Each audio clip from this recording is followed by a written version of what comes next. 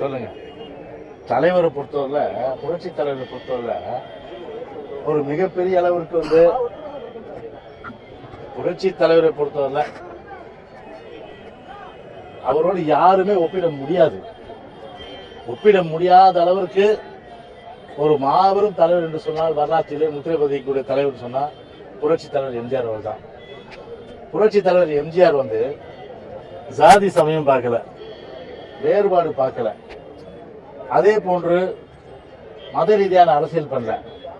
இதெல்லாம் அண்ணாமலை ஒத்துக்கிறாரு. இதெல்லாம் தலைவரை பொறுத்தவரை விவசாயிகளாக இருந்தாலும், தொழிலாளர் இருந்தாலும், நெசவாளர் இருந்தாலும், மீனவர்களாக இருந்தாலும் சரி, இந்துவாக இருந்தாலும் சரி, கிறிஸ்துவ மக்களாக இருந்தாலும் சரி, இஸ்லாமிய மக்களாக இருந்தாலும் சரி, ஜெயின மத சார்ந்தவர்களாகவும் சரி, அதே போன்று சிறுபான்மை மக்கள் நிறைய பேர் வாழ்கின்ற தமிழ்நாட்டிலே எல்லோருமே போற்றக்கூடிய ஒரு மிகப்பெரிய ஒரு மாபெரும் தலைவர் புரட்சி தலைவர் எம்ஜிஆர்.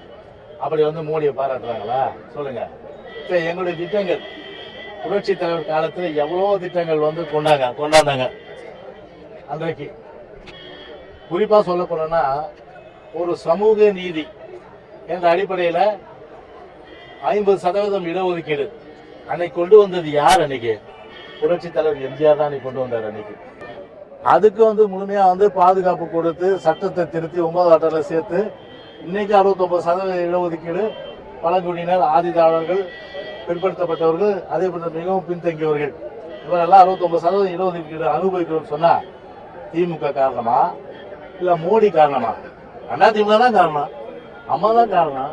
இப்படி ஒவ்வொன்றா நாங்க எடுத்து சொல்ல முடியும். அதனால ஜாதி மத இனத்தை எல்லாவற்றையும் கலந்து நிற்கின்ற சமத்துவம் பார்க்கின்ற ஒரு இயக்கம் அனைத்து இந்திய அண்ணா திராவிட முன்னேற்ற கழக இயக்கம்.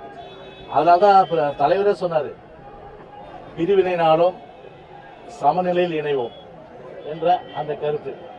இன்றைக்கு அந்த அளவுக்கு இன்னைக்கு பிஜேபி கொள்கை இருக்கு. இன்னைக்கு மதத்தால பிரிவினை பண்றது தானே அவங்களுடைய வேலையாவே இருக்கு. சமநிலை எங்க இருக்கு? இன்னைக்கு என்ன ஒரு கண்ணில் சுண்ணாம்பு ஒரு கண்ணில்ன்ற மாதிரி சிறுபான்மையின மக்கள் ஒரு கண்ணிலையும் மற்றவர்கள் ஒரு கண்ணில்ன்ற மாதிரி தானே இருக்கு. அதுல இதை எந்த நிலையிலும் அவரோட ஒப்பிடவே முடியாது. மடுவுக்கும் மலைக்கும் உள்ள வித்தியாசம், மடு எங்க மலை எங்க, மடுவுக்கும் மலைக்கும் உள்ள வித்தியாசமாகத்தான் மோடி எம்ஜிஆர் பார்க்க முடியும்.